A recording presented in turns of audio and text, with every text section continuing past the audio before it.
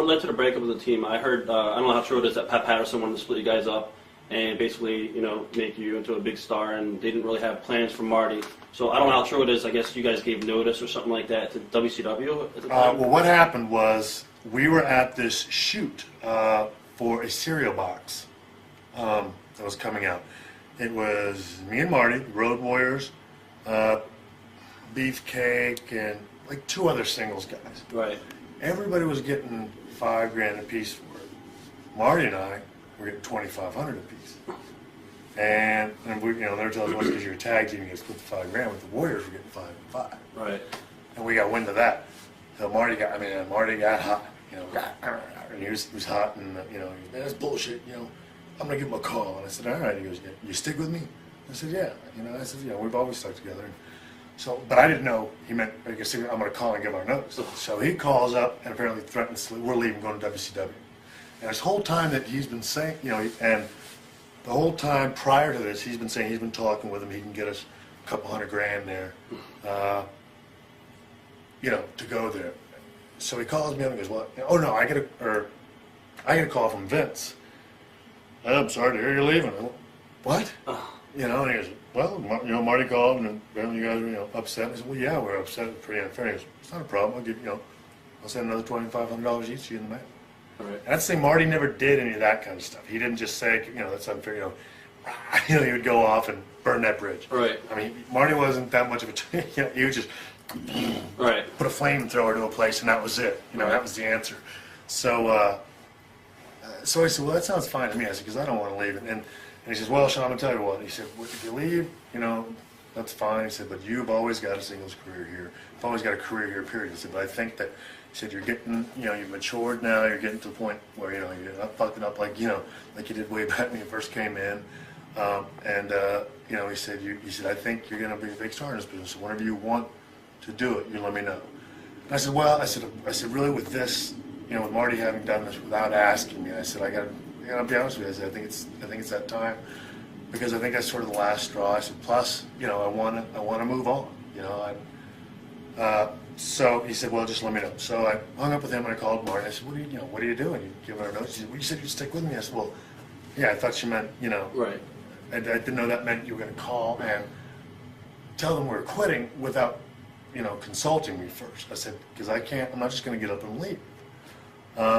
So he says, well, we can make more money WCW. I said, well, all right then. I said, then call. He goes, well, look, he said, fuck, I think you probably, you should probably call. He goes, you know me, I've got heat people, and I think I'm a fuck up, so maybe you should call. I said, I don't know who to call. I said, who's the person you've been talking to? He goes, well, I haven't, because I haven't really been talking to anybody. So finally, I asked one of the Nasty Boys, get like Dusty's number. Right. And that's who it was. I think it was Knobs. I asked him to get Dusty's number. I called Dusty. He sends me to Magnum TA, and finally I talked with him, and yeah, we might be able to give you 75, maybe 105. It's like, we're making double that now. Right. In the WWF.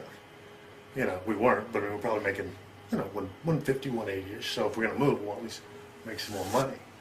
He said, well, we just can't afford that. Everybody's calling here because we give guarantees and asking for big money. That's just not something we can do. I called Marty. I said, look, they ain't biting. And, I don't know who it was you talked to. He said, well, and that's when it came clean. I haven't really talked to him. So I went, look, I said, Marty, I got to be honest. I said, I've always told you when we first started this, my ultimate goal was to go singles and have a singles career. I said, and this whole debacle to me, I said, I'm not saying it's your fault. I said, but it's something that I don't want to run into anymore. Right. I want to handle my own career. I said, I want to go singles.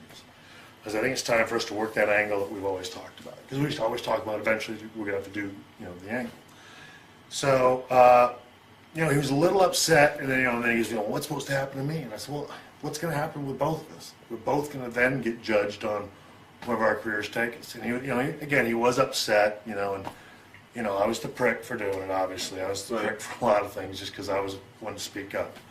But I said, look, sorry. I said, but just because you say they're going to go with you doesn't mean you can't be a successful singles wrestler. Right. That's the way the WWF certainly is. You get over it, they're going to use you. Plain and simple. Doesn't matter if they like it or they don't like it. You get over it, you're going to get used. And I said, and that's what I told him. I said, if you would just, whatever we do, whether I go over or not, at least make it all good. I said, because where you go after, that's really going to determine where you go on your career. I said, you and I will do our thing. You know, I said, and you know, I said, and you know, you think they'll put me over? I said, and I want them to. Right. You know, I said, but the important thing is where we both go after that, because that's only going to be the Rockers splitting up Right. and having a match. That's one match. That's got nothing to do with where you go after that. So, you know, I ended up, the barbershop idea was an idea that I had for an angle for me and the Nasty Boys, for Marty and I and the Nasty Boys. Right. But then I decided to just use that. I you know, ran it by Vince and he liked it. So we just used it for Marty and I did the breakup actually here in San Antonio. Right. So there was tension sometimes between the two. Yeah, I remember a one- little, but I mean, for the most part, you're talking about 7 years. Right. At the very least, we had great times. I Right. mean, we had great times. But yeah, that's the only way I can say it. I'll get myself in trouble. But we did. We had a lot of fun. I mean, I was 19 when I met Marty, and I was 20 when I went up to Minneapolis and we started tagging. You know, I mean, for all that time, for us to get in maybe one fight is not bad at all. And that was the result of us both just being hammered. Right. That was You know what I Denver, mean? I think. Denver or something like Yeah, that. Denver, exactly. Yeah. And that was just us, you know, in the room and just playing around at first, and all of a sudden getting into a fight, and the next day not really having any. Right. I remember the next day I went to Phoenix, and him calling me, going, you know, could I talk, or you know, are you gonna beat me up when I come to the door? And I said, no, you come on up. And he knocked on the door, and I came to the door and looked out. He was down the hall. He goes, "No, you sure?" And how you know? That's the way it always was. Like, get in here. I couldn't hit you now if I tried. It's Right. too funny. So it was just one of those things that happened. I mean, and that's the thing. Marty and I did. Marty and I weren't one of those teams like Brett and Jim never stayed together, and most time didn't travel together. Right. Marty and I stayed together, traveled together.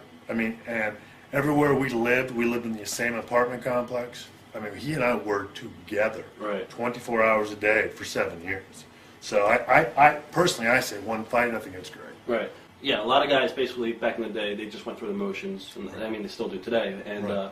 did you ever have heat behind the scenes? I know Ricky Steamboat said that he always had heat with certain guys because he'd go out there and work an awesome match, and then the other guys would have to follow his match and be like, oh, you know, you just killed me. Oh yeah, and they would say you're doing too much. You know, you got to stop doing that much. You know, that doesn't make sense. And oh yeah, and again, that's as I was saying to you earlier. That's why later on, when I finally got a chance to make it, you know, I was finally able to say, no, fuck you. You know, Right. you guys were pricks to me for so long. Now I'm a great guy. I didn't forget any of that stuff. But they were exactly like that. They were all extremely lazy. I mean, when Marty and I came in there, it wasn't 2 months before he and I were closing every show with the Conquistadors. We'd go on last. Hogan would go on fourth or fifth before intermission. He'd be gone. Marty and I closed every show, and then when I went singles after that, I closed just about every show of my career in the WWF, and I was never getting main event pay until the Right. end. Then Marty came back at the Monday Night Raw, I think it was. And, Yeah. he In beat you for the Manhattan. belt. What Yeah. are your memories of that match? I mean, it was just, I think I remember Vince, because I didn't know he was coming back.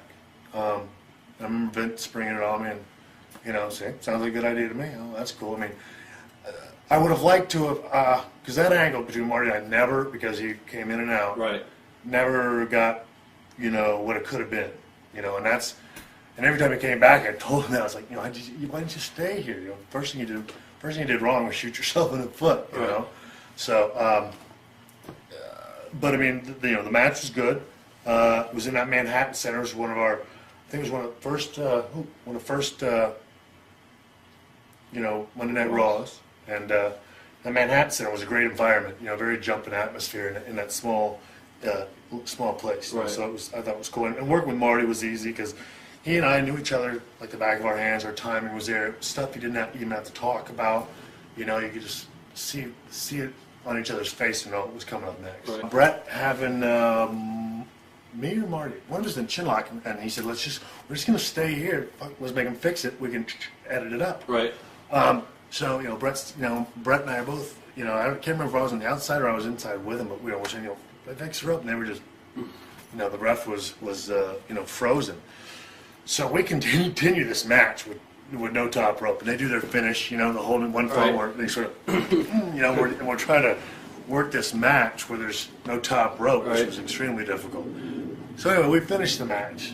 We get the belts. And, probably 2 or 3 days later, Vince calls up and says, "Well, we're gonna, return the belts because we can't. There's just no way we can put that thing on TV." Right. So that was really how that happened. And Marty and I were a little disappointed, but he said that we were gonna that they would just put them on us another time. But then, from what I understand, is that had already gotten out so much Right. that it's sort of, you don't want to. It would have been too obvious that the impact wouldn't have been the same.